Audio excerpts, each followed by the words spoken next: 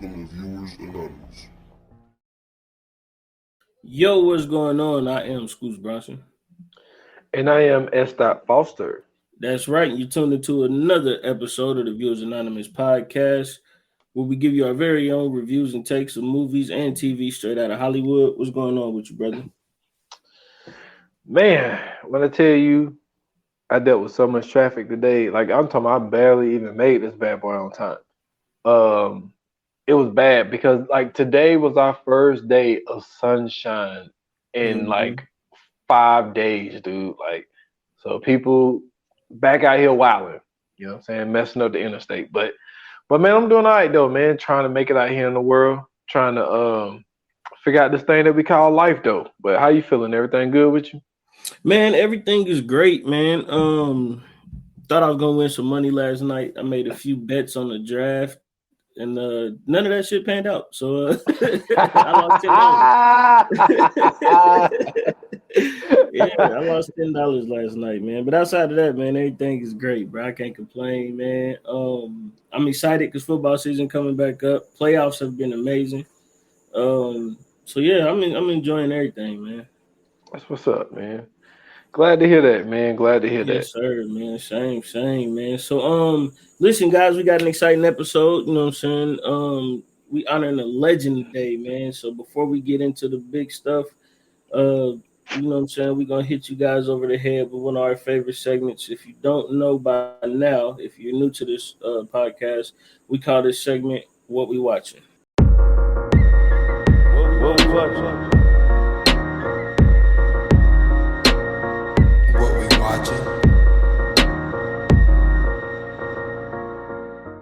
All right, so what you got, brother?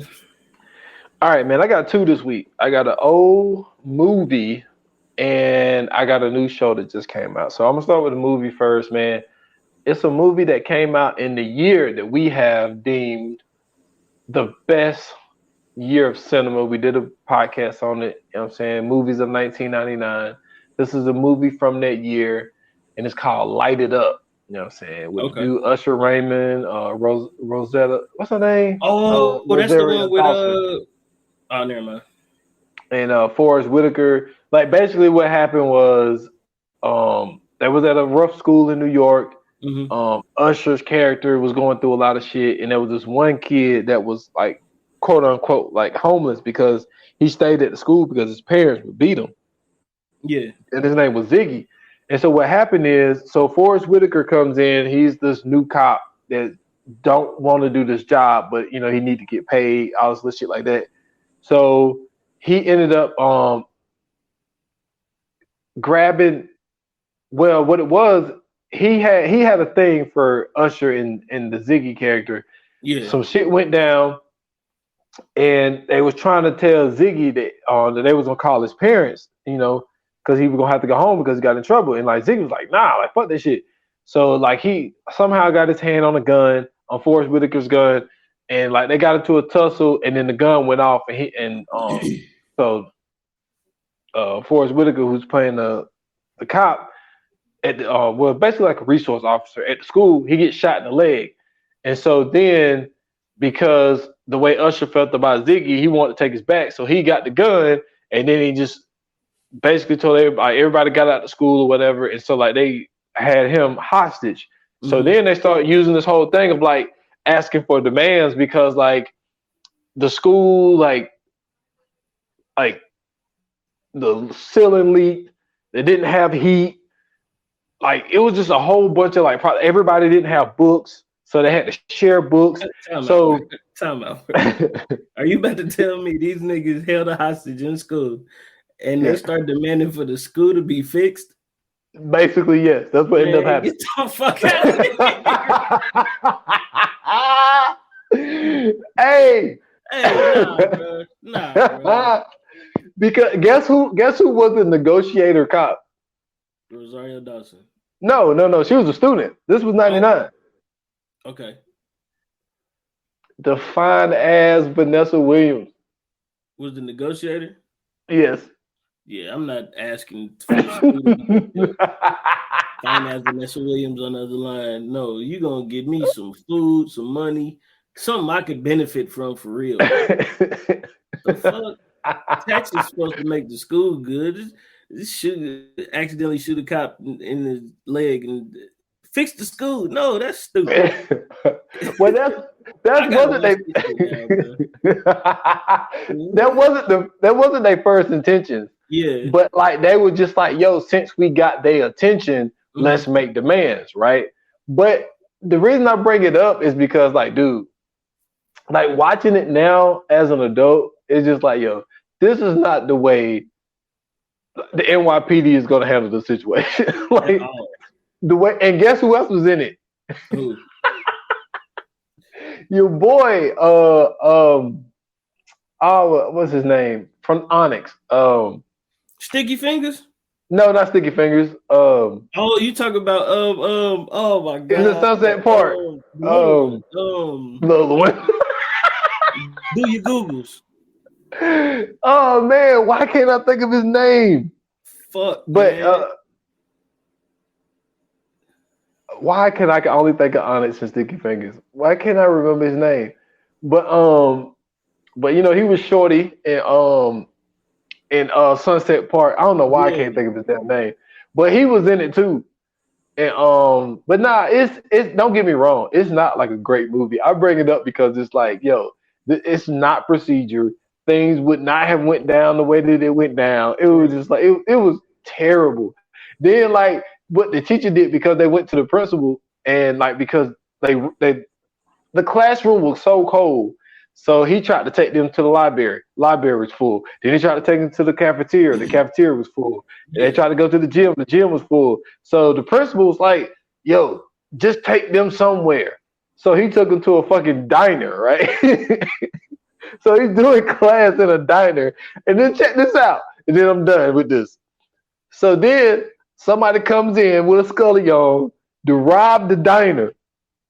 Oh my goodness. The teacher realizes their voice, and he calls out the dude's name. He was a former student of his. And the student was like, Mr. Such and Such. And he was like, Fredro Starr, bro. Fredro Starr. I don't know why I could not think of his name.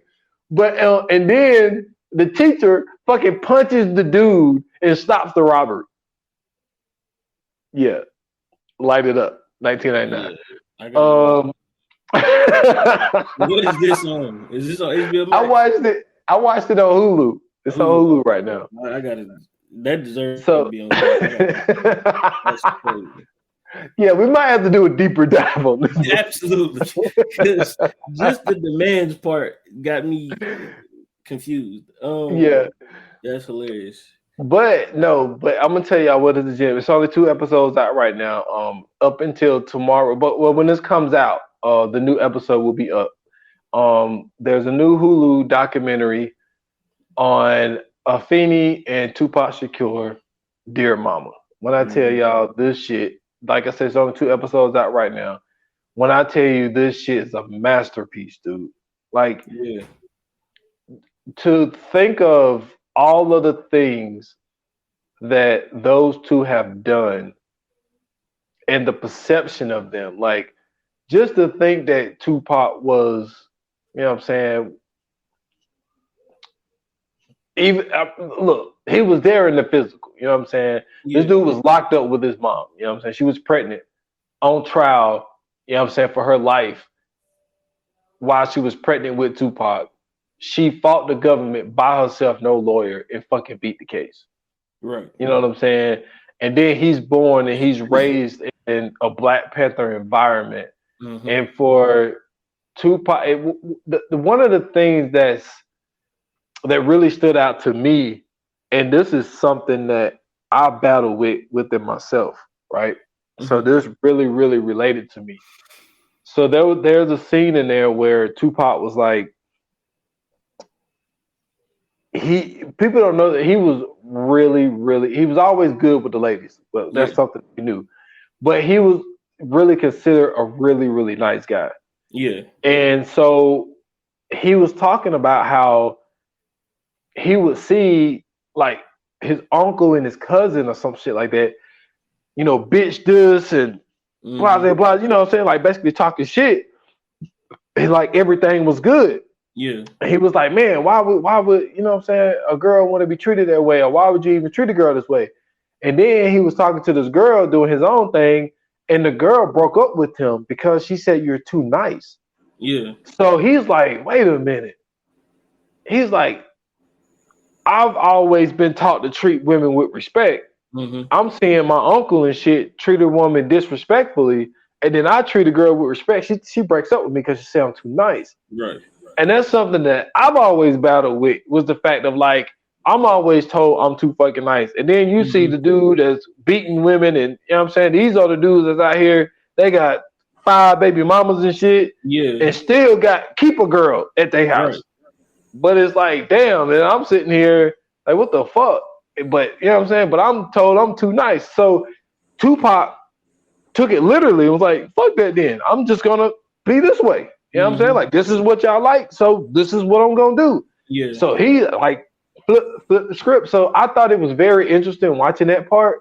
But it's a really, really, really good documentary, y'all.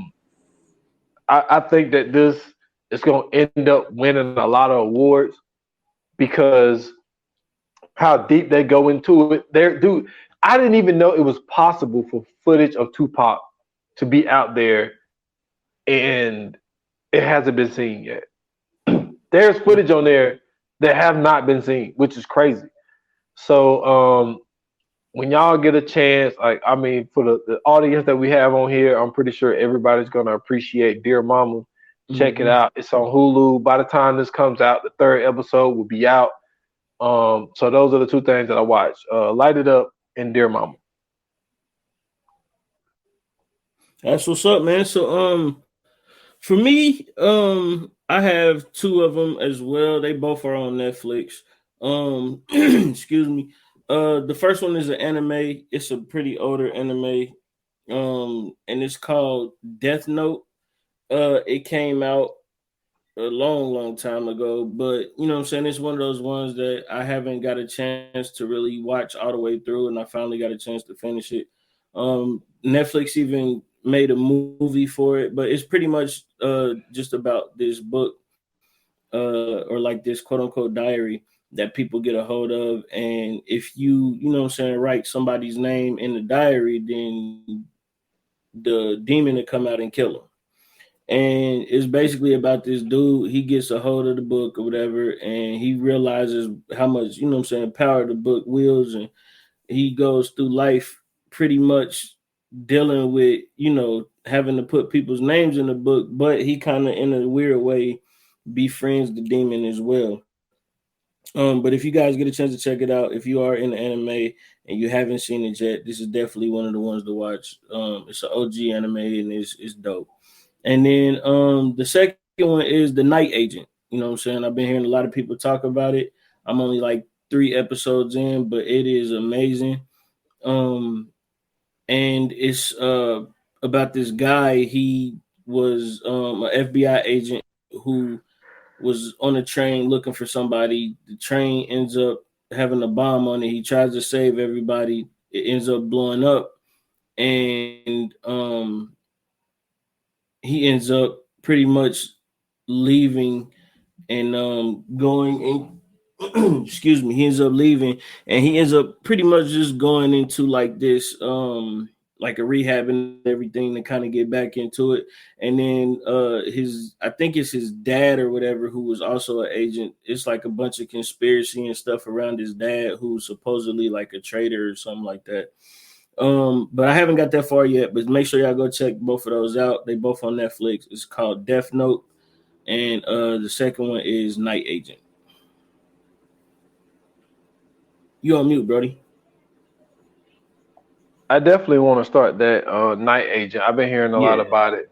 Then there's 2 shows I've been seeing on Prime that I wanted to start too, but so there's some new material that's coming out, man. So I'm excited. Yeah, about they that. got a lot of stuff dropping, man. I'm super excited because Black Mirror is dropping another season. Oh man, I can't wait. June. Man.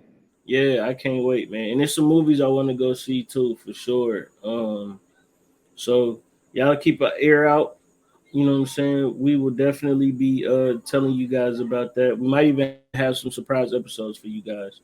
But let's go ahead, man, and get to it. What we here for, man? We here to give flowers today, and the participant of the flowers this episode is none other than the incredible, the hilarious, the amazing Martin Lawrence, um, comedian, actor, producer, writer extraordinaire, man. Born in April 1965, in West Germany. Ended up leaving Germany after his dad left the military. Ended up moving to Maryland. Growing up in the DMV area. He's a former Golden Gloves contender. He even made the final round of Star Search. Hosted Def Comedy Jam. Had his own TV show from 1992 to 1997. Once hosted Saturday Night Live in 1994, but got banned from NBC because of the material in his monologue. And then later got the ban lifted and also got an apology from the president of NBC at the time. Let me see. He is the reason, or one of the reasons, that Fox is a major network that it is today. His first ever role in film on TV or movies was in the spinoff sequel of What's Happening, called What's Happening Now. And he was on that for a year. And just recently, 4 days after his birthday, man, he received his star on the Hollywood Walk of Fame. And one of the things that I seen that surprised the shit out of me is he was engaged to Lark Voorhees. If you don't know who excuse me, if you don't know who Lark Voorhees is, she was Lisa Turtle on Saved by the Bell. The only black character.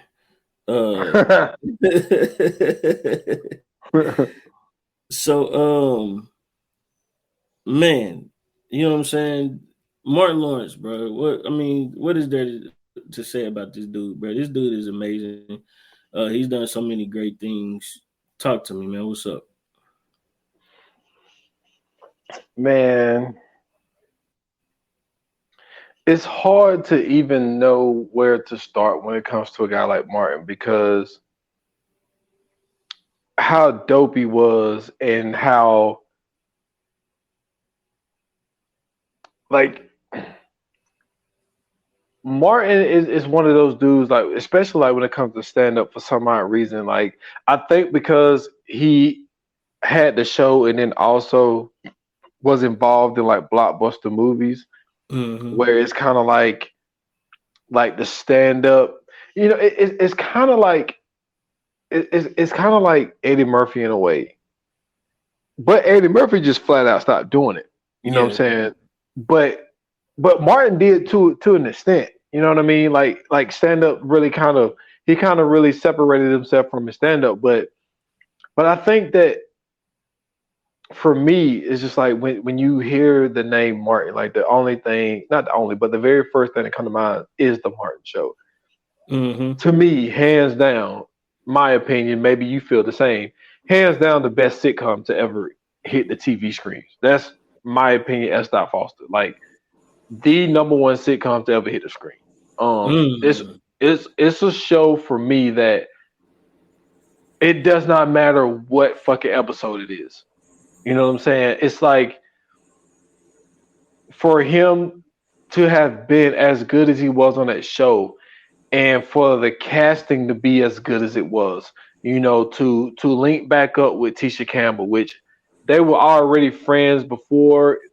You know, they did a House Party, because, you know, they reconnected from House Party when he was Bilal, which Bilal really kind of have like one of the funniest moments in the movie, which really gets slept on. And but he reconnects with her, and Tisha Arnold is they back and forths are the best back and forths in TV history. That shit should be in a museum somewhere. For sure. You know what I'm saying? Like, they comebacks were so fucking good, how they just went back and forth at each other. I like the episode where like they thought that they kind of like liked each other and like they kind of like went in for like a kiss type thing. Like that shit was so fucking funny. But no, like that's like for me, Martin, man. I heard what you said. I'm interested to hear what you're gonna say. But like for me, man, it's just what it meant for the '90s, like the slang. Yeah. Like everybody was saying, "What up?" You know what I mean? Like that was like the shit. It's like, and all of the cameos that he had. You know what I'm saying? Then you had Bruh Man from the Fifth Float. Yeah. You know what I'm saying? Holding up the four fingers. You know what I mean? Like, you know what I'm saying? Shanae, who was, you know what I'm saying, basically just, you know, another version of Wanda from In Living Color. Like the brilliance that he had in that show was just so amazing that we are in 2023 and still to this day everything in there still holds up. Yeah. Like that comedy that they did back then was so good because like you can go back and watch. Don't get me wrong, like this is not a shot or anything, but like you can go back and watch the Jamie Foxx show, and there would be some stuff like, oh, it's funny, but it's not as funny no more. Or you can go back and watch what was the one Marlon and Sean had, the Wayne and Brothers show. Yeah. Like there's some stuff that's like, you know, it's not as that funny. Jamie Foxx still hold up, bro. I'm sorry, Jamie Foxx still hold up. See, I figured you were gonna say that, but like, but there's just so much though. Yeah, but what I'm saying, the point that I'm trying to make is just that some of the shit just it didn't pass the test of time. But to me, like all of those Martin episodes still hold up, still to this day, where there are kids that are like my kids' age that still fucks with the Martin show. Yeah. So for him to be able to create a show that's surrounded around him to be that good to where his counterparts was just as funny as he was. You know what I mean? And then when they did the reunion show, for them to be like, yo, like I wanted, you know what I'm saying? He was like, I wanted everybody to shine. Like I wanted everybody to have their moment. You know what I'm saying? The whole joke of Tommy, you know what I'm saying? I just got off from work. Like, man, you ain't got no job, Tommy. Like, it's just like, no, and then like the one funny part, somebody posted this clip. I'm rambling, I'm sorry. But somebody posted this clip when Martin was playing the lawyer and Tommy was on the stand. Yeah. He was what like, did GTD stand for? Got the draw. Classic, bro. Classic, man. I'm sorry, I'm rambling, but go ahead. That's the first thing I think of when I think of Martin. Man. For sure. Okay, so for me, it's a little bit different, man. Like I remember Martin Lawrence from way back in the day on Def Comedy Jam. I used to sneak and watch, you know what I'm saying, Def Comedy Jam. I remember when Comic View came out, I used to sneak and watch Comic View too. My mom has always been into, you know what I'm saying, like live shows.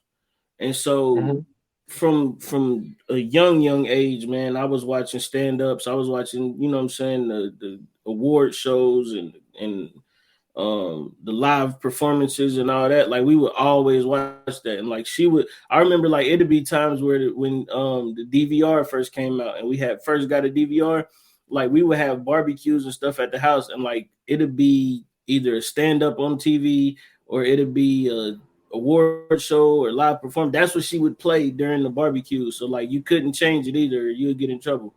So that's all, you know what I'm saying? Like I was always used to watching that type of stuff. So knowing Martin, I know him from stand-up comedy first and foremost.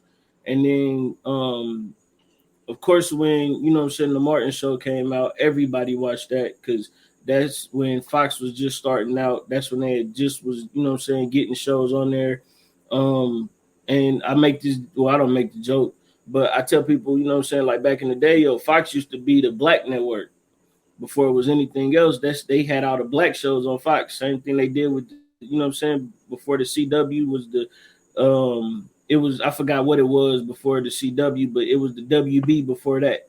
And, you know what I'm saying, like all of these shows usually start off with you know what I'm saying, a bunch of black shows and they get their views up. And then next thing you know, you know what I'm saying, they booming. And Martin had a major part in that. Like he had ratings for Fox damn near like going toe to toe with NBC. And at the time, NBC had all of the hit shows. And so for the, you know what I'm saying, for Martin to be able to, you know what I'm saying, be a part of that group that, you know what I'm saying, put Fox in that space, you know what I'm saying, look at how big Fox is as a, you know what I'm saying, a network, you know what I'm saying, now like they got sub networks, you know what I'm saying. I know Rupert Murdoch is, you know what I'm saying, happy as hell that he, you know what I'm saying, was able to find somebody to get that on there. But yeah, man, I remember him from stand up, man. I remember him hosting Def Comedy Jam, you know what I'm saying, in between introducing comics and all that other stuff. And then, you know, seeing him on the Martin show was always classic, you know what I'm saying, from the episode when, you know what I'm saying, he had the dog, the fake dog that everybody talk about, or to me the best episode ever when they went to the retreat, bro. It was I forgot what it was called. It was something island. And the little fake fake animal thing, and they was fighting it and shit. That shit was funny. You know, Guy Torrey wrote the episode. For real? Well, it makes sense then. That's why. Yeah, like, you know what I'm saying? Even stuff like that, like, or when Bushwick Bill had whooped Tommy's ass, you know what I'm saying? Like, so all of them episodes, you know what I'm saying, those all definitely come to mind. Tracy Morgan, you know what I'm saying, he was on that show. When him and I forgot what the white chick's name was, but she was on Jamie Foxx too. She was also on Living Color. When him and her was fighting over the wedding, when Martin and Gina was supposed to get married, and they were trying to do the wedding planner, and Hustle Man had the tape, and it ended up being a porno, and Gina mom was watching it. He told her, I didn't know you had a little bit of freak in you, Miss Waters. That shit was funny as fuck, man. So, you know what I'm saying? Definitely everybody, you know what I'm saying, coming up in that time, you definitely watched, you know what I'm saying, Martin. But for me, man, like I said, the most memorable is stand-up, man, even from Run Tell That. Like, I remember when Run Tell That came out. I remember when You So Crazy came out. He, you know what I'm saying, he always had the leather outfits. Run Tell That to me is my favorite for sure. That's when, you know what I'm saying, he came off of the coma, you know what I'm saying, and he was talking about the story in the coma where he was in the middle of the street and he was in, you know what I'm saying, he passed out and ended up in the hospital. The nurse, you know what I'm saying, she was all nice to him, like, it's all right, Marty. He said he shit himself. So the nurse was being all nice to him and cleaned him up and everything. He said, but man, after about like that 10, 12 shit, she was like, all right, Mr. Lord, this is enough. You are a grown ass man. Everybody talk about Martin, they call you shitty Martin. So yeah, bro, like I definitely, you know what I'm saying, fuck with Martin Lawrence, man. And then, you know what I'm saying, he ended up becoming a major movie star, bro, like to the point to where like he's like, man, he killing shit. Like he done did animation, you know what I'm saying? He done did dramas, he done did action, comedy. I mean, it at this point, bro, it ain't nothing Martin can't do, man. Man, you're definitely right, man. It's now don't get me wrong, like for me, Def Comedy Jam was a time. Mm-hmm. You know what I mean? And and it really was a time in Black history, really, because that was the first time where on the mainstream, on a place like HBO, where you're seeing a whole bunch of different Black talented people get to tell the jokes that they've been telling in these nightclubs. You know what I'm saying? Where it was only like the people in those cities was able to hear and to see, and now they're putting it out in the mainstream. And then come to find out, this is when the white executives started to see, like, oh shit. I think Def Comedy Jam was the turning point, and that's why Fox turned into what it turned into. Absolutely. Because I think Def Comedy Jam had the biggest effect on the most people. Like, you know, a guy like Chris Tucker, even though Chris Tucker performed at the man, I forget what that place was called. Hello.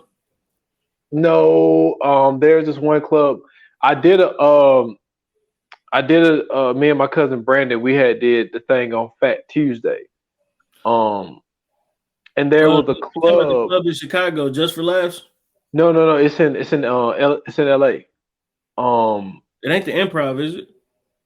No, man, I can't think today. But it was hosted by Guy Tori. And Oh yeah. I know exactly what you're talking. I don't remember the and name of the club though. I know what you're talking about though. so I think Ice Cube ended up seeing him there, but the reason he ended up getting there was because of Def Comedy Jam. You know Yeah. what I'm saying? So, Yeah. but Def Comedy Jam was able to get, you know what I'm saying, like guys like Bill Bellamy, you know what I'm saying, his big Mhm. break, like How to Be a Player or something like that. You know, Martin got his show off of that. Bernie Mac blew up Yeah. from that. Like there was a lot of comedians that really blew up from that because I think that what happened was all of those white executives seeing the ratings that Def Comedy Jam was getting. They was like, Yeah. yo, people really fuck with this. Mm-hmm. So I remember Def Comedy Jam. I will say I don't remember his set as much as I No, remember. remember he Like was the host. he was the host. That He was is right. hosting. So he didn't really like he kind of He just did like jokes in between. Like he in never really between. did a full Yeah. set. Like his to me, most of his jokes came off of his specials. And Yeah. that's like that was one of them things to where it was so different because a dude like that being as talented as he was as a stand-up and being able to host, because like if you ever talk to people who do comedy, like hosting, closing, opening, you know what I'm saying? Like all of that shit, it's a different skill for all of that shit. And for Hmm. hosting, it's a different skill because you have to constantly be funny. You don't have to be funny for a lot of the amount of time. You literally have to be fun. You got to keep everything going. So you literally are in control of the whole show. And if a dude come up and on stage and he bomb, you got to bring that crowd right back for the next comic. You know what I'm saying? You basically like if you ever been to a wine tasting, you like the water for the palate. You know what I'm saying? Like you reset everything. So for him to be able to do that and then still be able to headline and still be able to be, you know what I'm saying, like the guy, you know what I'm saying, like and get a special like that shows you like how much talent he really has. Yeah, and then it also benefits, being friends with Kid and Play. Yep. You know what I mean? And like even though he was in he was in Do the Right Thing, Mm-hmm. but Do the Right Thing was, what I'm saying, wasn't the movie that he was Yeah. able to Small really part. shine in. Yeah. Yeah. So, they gave him an opportunity as in being Bilal to really stand out. You know what I Yeah. mean? And like one of the scenes that stand out to me was when so Play came over to come pick him up, and like he's like, huffing and puffing, shaking his head, like, yo, who's that bitch in the car? Man, he said, look, man, just a little honey, I know what you're thinking, but you know what I'm saying, there's gonna be a whole lot more for you Yeah. at the house. He was like, man, how am I supposed to get all my equipment in that little ass car? He was like, man, you gotta learn how to pack things scientifically. Yeah. And then he's sitting there he's scratching He all this tearing shit all up, that shit up, man. all that shit up. And so then after he got it all packed up, this is the part that got me. So he's like, man, he said, what do you want me to do? He said, man, kick that bitch to the curb and let me ride my equipment. I'm the DJ, man. And he was like, man, he said, let that be wrong. He's like, who's a bitch? Your mama's a stinking bitch. Like, yo, my mama ain't no bitch. And he was like, look, I kick a girl ass. Yeah.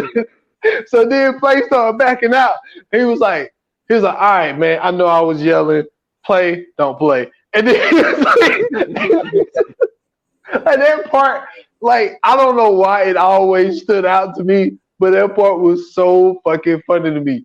And Yeah. so that whole interaction, man, I love that interaction. But he was able to really, find his place, and he picked his moments because I think when you're coming up, because the movie is about Kid and Play, you know what I'm Right. saying? But he picked his moments, you know what I'm saying, of when to shine. And I think that he did a really, really good job in like the first movie where he was really able to like really show his talents. You know what I Mm-hmm. mean? For sure, man. And so the only thing for me, man, is that he never had a chance to, you know what I'm saying, get an Oscar, because I felt like he's done so many movies that were Oscar worthy. You know what I'm saying? Whether you want to talk about the first Bad Boys, whether you want to talk about, you know what I'm saying, a movie like Big Mama's House, which he was funny in. Even if, you know what I'm saying, you want to talk about a movie like Thin Line Between Love and Hate, where he, you know what I'm saying, played a dramatic role and he did everything himself, which to me, I felt like he definitely deserved that. If you want to go, you know what I'm saying, back to comedy and do Life, you know what I'm saying, like he's done movies that are deserving of, you know what I'm saying, that honor. And I felt like they never gave him the opportunity to. But he has been award, you know what I'm saying, he has been, you know what I'm saying, given awards. Of course, you know what I'm saying, he had you know, he was a BET Comedy Award winner. He got the BET Icon Award. He was a Blockbuster Award winner, an Image Award winner, and a few others, MTV Award nominee. And he was nominated, you know, for other things like a Teen Choice Award too. So he's gotten some sort of recognition, which is, you know what I'm saying, which is cool. But I felt like up, you know what I'm saying, up there with the greats, like he definitely should have deserved to get an award, whether it had been for either Thin Line or Life. Like one of them, those definitely deserved Oscars, man. Like if you think about how funny he is in Life, you know what I'm saying? Like the fact that he's not even playing the comedy role, he playing the straight man in Life, opposite Eddie Murphy. And he's just as funny in that movie. When they standing up on them motherfucking bottles, bro, and that nigga said, "Oh, God damn it, you made me slip my big toe in there." Bro, that shit has me crying to this day. When he pulled up in that motherfucker's car, bro, and that nigga said, "Ray," he said, "What you doing?" He said, "Oh, you don't know." He said, I'm happy to take this lovely he said, "I'm happy to take this lovely car out on the town." He was like, "Nigga, you can't drive." He was like, "Yes, I can."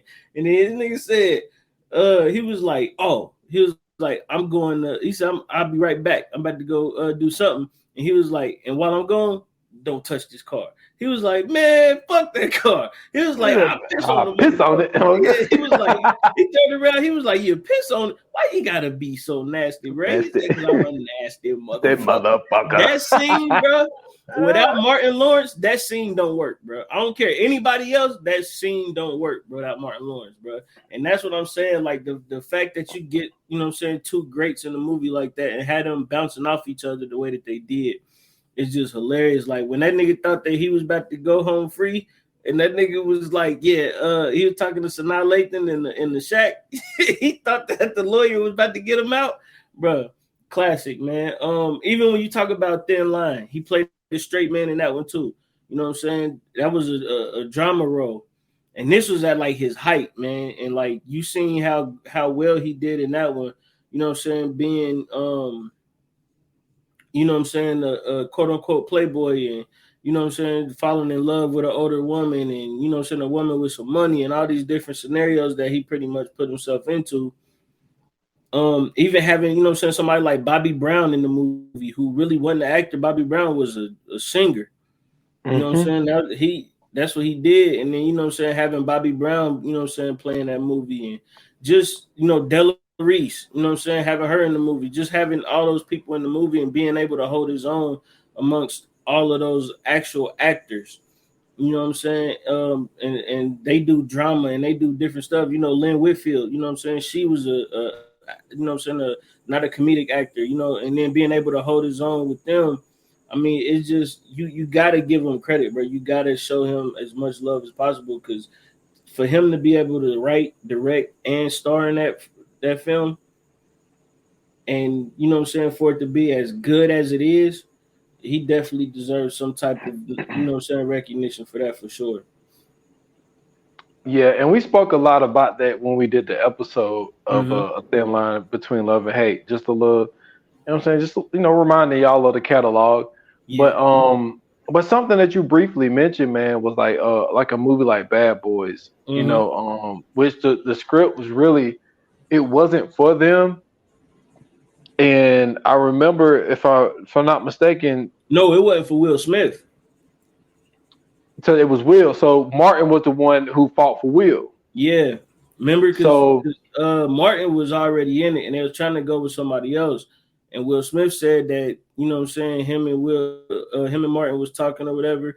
And I guess he seen him in something. He was like, nah, I need Will Smith. He was like, I'm not doing it unless Will is in on this one.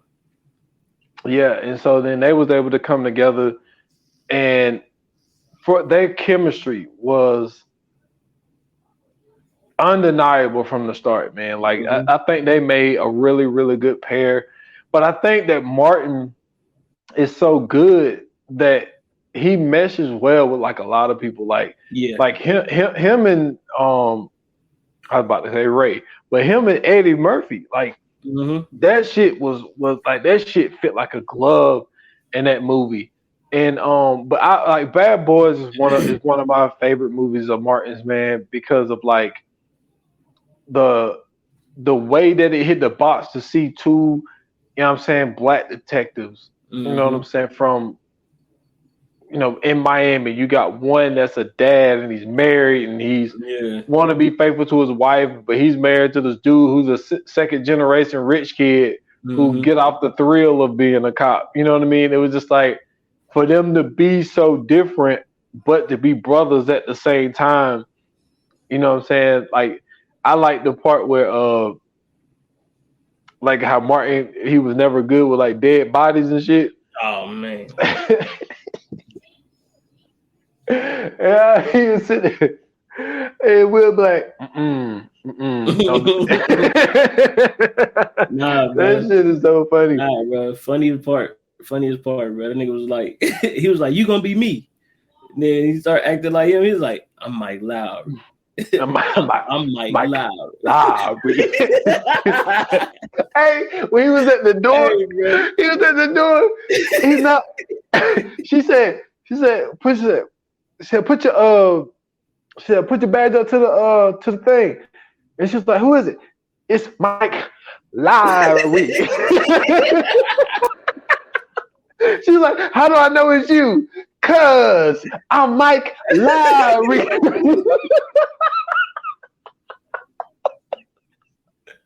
Hey, he said she brought both of her dogs, Luke and Duke.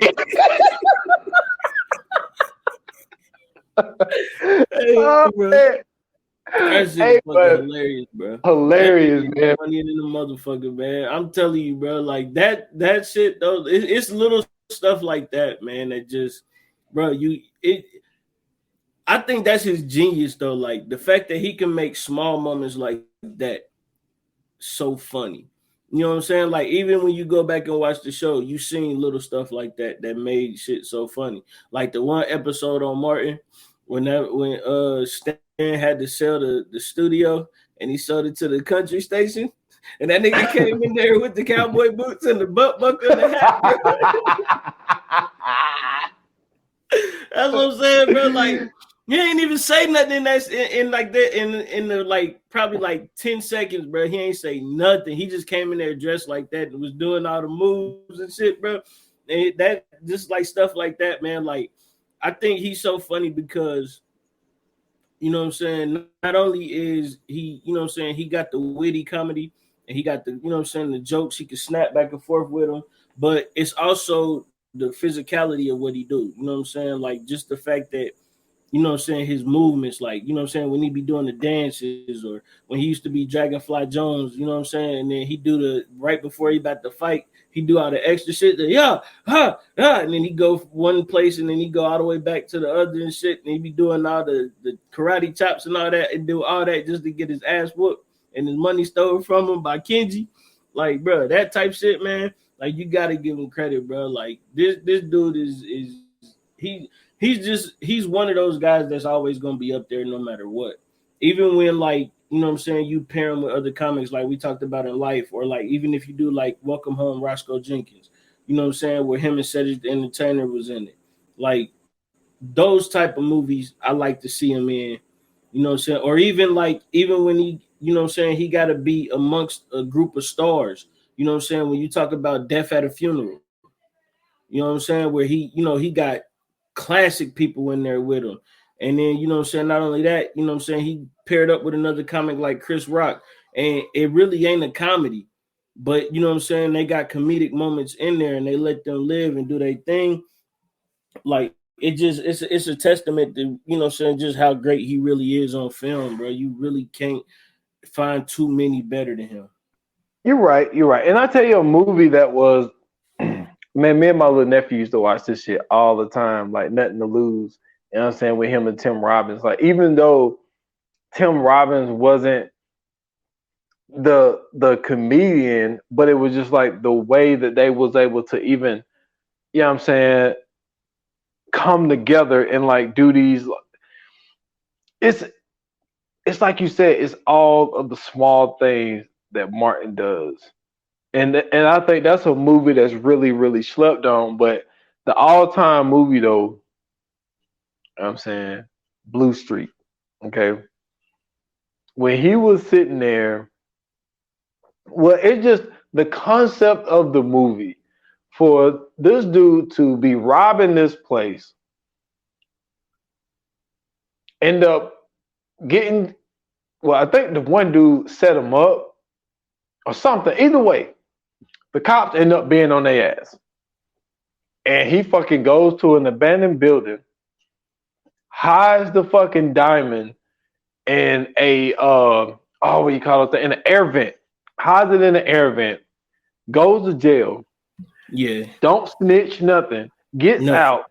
Go back to go get the damn diamond that was in the abandoned building. And it's a fucking police station. And his bright idea was, look, I'm just gonna pose to be a cop, go in there and get it, and this motherfucker's out here solving cases. No, the first idea that he had as the pizza man, bruh. He told that motherfucker, he said, now when I leave this, it's gonna be okay, right? He said, because the last one I left, it just up and got legs and ran away. Somebody ate it all up. And he had them fake teeth and did that shit, bro. That shit was fucking hilarious, bro. No, but the all time is when so they did the whole scene where Tully. So he sees Tully at the damn at the store, and he was like, yo, look, man, I'm sorry, man, but I gotta arrest you. So he was like, man, look, man, you spent one night in jail, blase, blase. So he gets some, they tell him that Tully's down there talking. So this motherfucker go down there, he slam him on the thing, and then he's like hitting his head up against the door between the glass. And then the lady come in, and he was like, look, it ain't no use. He ain't talking. She was like, yeah, he ain't talking. You got his hands over his mouth. And Dave Chappelle said,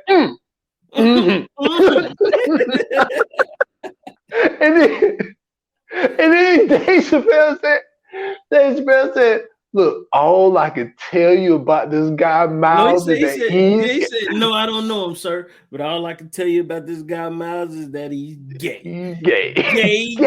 Gay. Hey, bro, that's my shit, bro. Hey, I'm telling you, but that movie is hilarious, bud. That shit, and man, I forgot what he did, but he was like, I didn't want to do it. I didn't want to do it. No, I like, bro.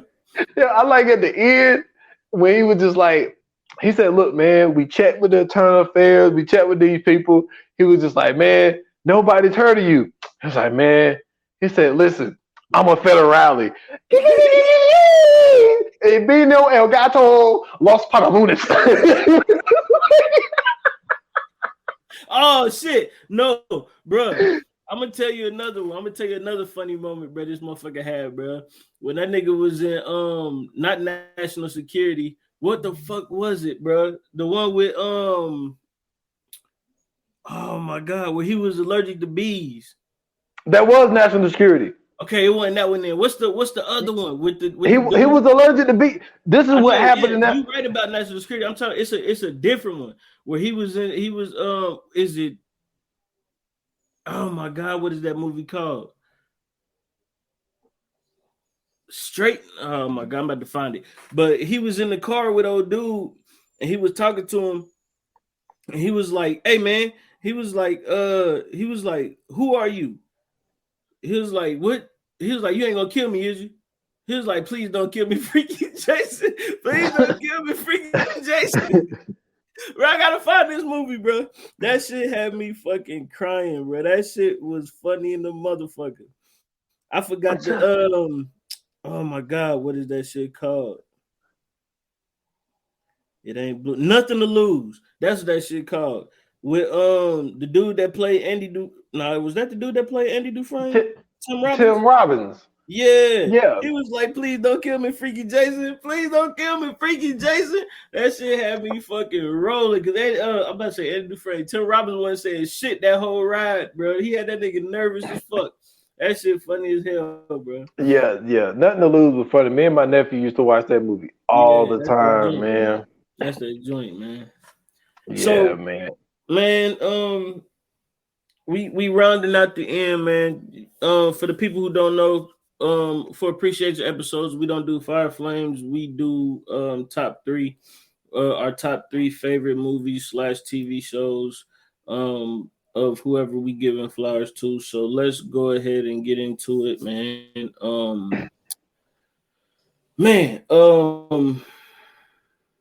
Who do you got? What are your top three for Martin? Well, the way you worded it, I'm not gonna lie, I didn't like it. Listen, first of all, the show Martin sits on this thing where it's just like, you know, when they do the whole thing of like, yo, give me your top 5 and don't put these people in it, right? Yeah. That's what the show is. Like, that's up there. So that's to be said. My 3 favorite Martin movies, like led Martin movies, like first of all, I told you, like, Bad Boys is my shit. Yeah. So Bad Boys is one of them.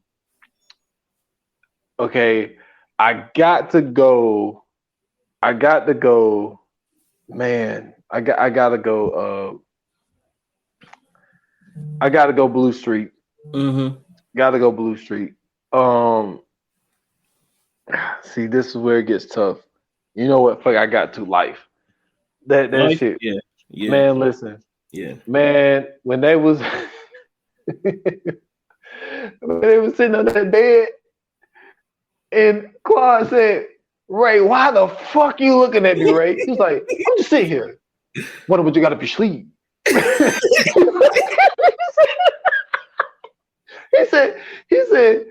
said, "Yeah, I got something, bro." He said, "I got an ass whooping."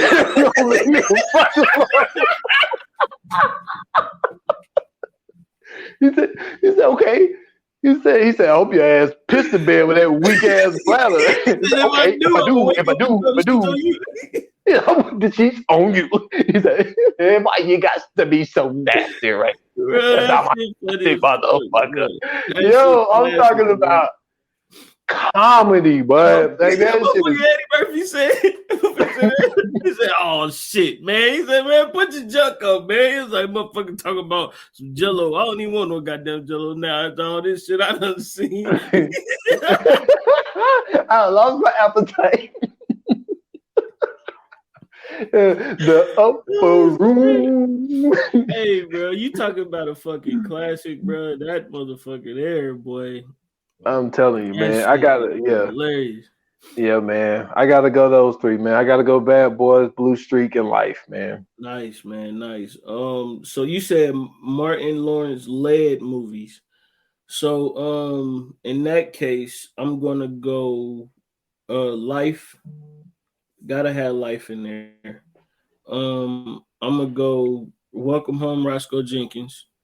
Because to me, that was when he was kind of like on that, you know what I'm saying, in the older version of his life, you know what I'm saying? But the fact that he gave, you know what I'm saying, well, the fact that it was him along with so many other comedians and, you know what I'm saying, they all was able, you know what I'm saying, to bounce off of each other and everything else.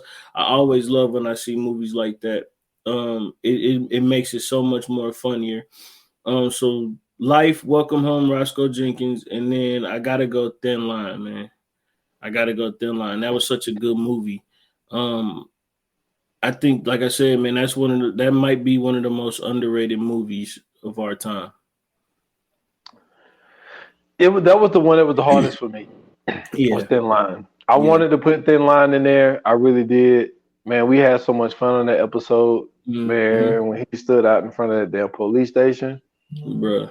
I'm talking about that's one of the most funniest fucking scenes. Absolutely, of bro. all That nigga time. was dancing before he went into the thing with the pizza. Where he went to the building with the pizza, that blue jumpsuit. That shit was funny as fuck, bro. That nigga had me fucking crying, man. Blue Streak is definitely a classic, bro. Yeah, but Thin Line though, like you said, is one of, and for him to have done everything himself, like that shit.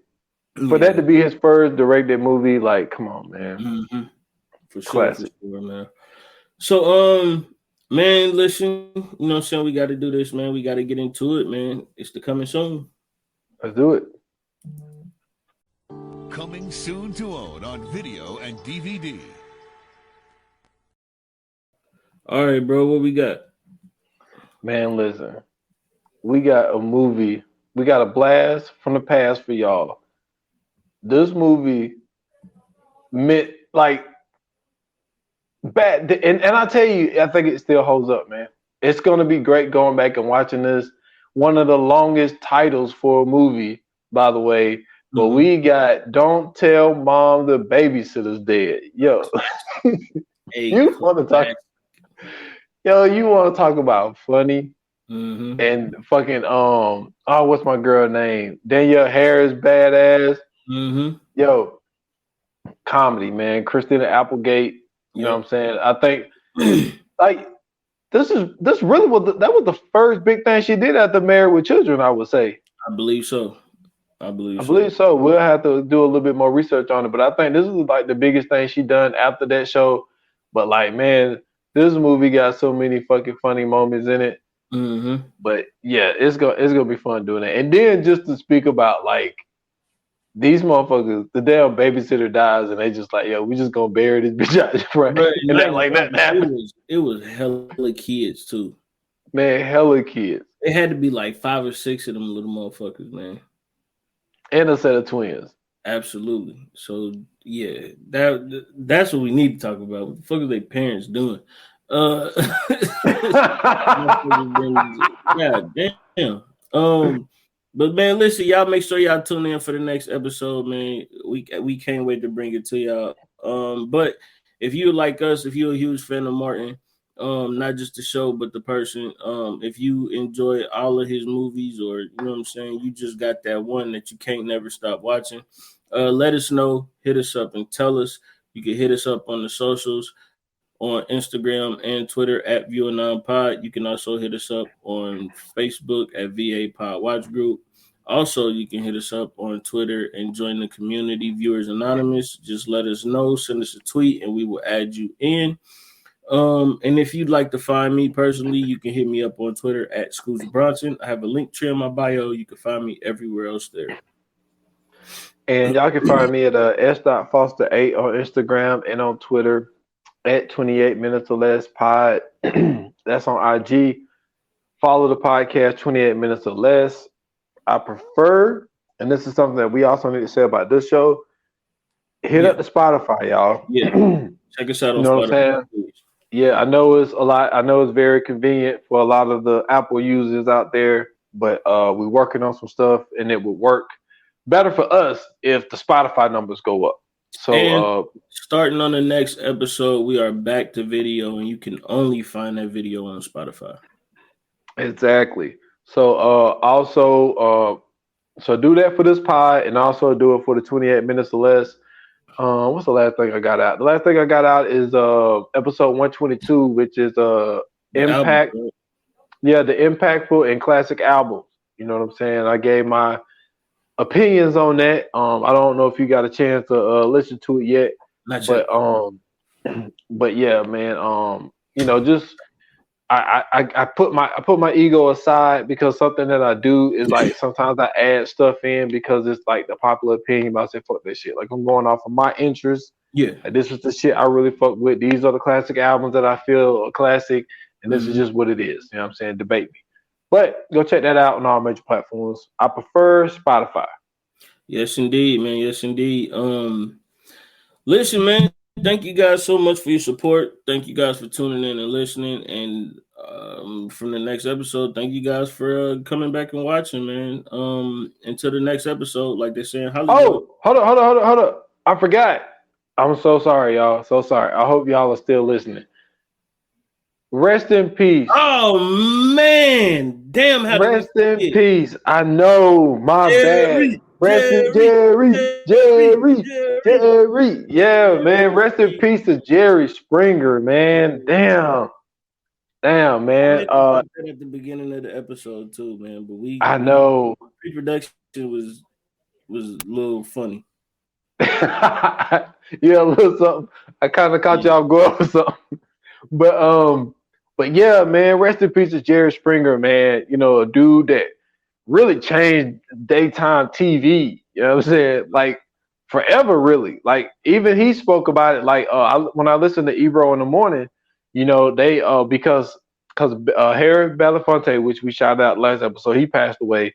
So they played an old interview when they interviewed Harry Belafonte, and they played an old interview of Jerry Springer. And he said, he was like, I ruined the culture. He was like, you know what I mean? He was like, I changed TV forever. He felt that he changed it for the worse. And I get what you're saying, yeah. It depends on how you view it. You know what I'm saying? Like the stuff that he put on there was very entertaining. But then once you go back and look at it, like it was a lot of like freaky shit. Like it was some wild shit on Jerry's show, man. And then like people fighting and throwing chairs, and you know what I'm saying? Jerry Springer was a place where you can watch daytime TV. You might see an ass cheek all of a sudden. Mm-hmm. Like you never knew what you was gonna see on Jerry Springer, boy. So but nah, man, like, you know, he was I think they say his show played for 27 years, man. Crazy. Mm-hmm. But you know, rest in peace to him. You know, a guy who started out in politics and had a degree in law for him to take the TV route, you know, an unconventional way, and for it to blow up the way that it did. Yeah. Wow. And then like, you know, the chant, like that chant known around the world. Everybody know when you start saying Jerry, everybody knows it's for Jerry Springer. So rest in peace to Jerry Springer, man. For sure, man. You know what I'm saying, man? He rest in peace. Prayers and condolences to his family and friends. Man, it'll never be another one like him. I will say that. Nah.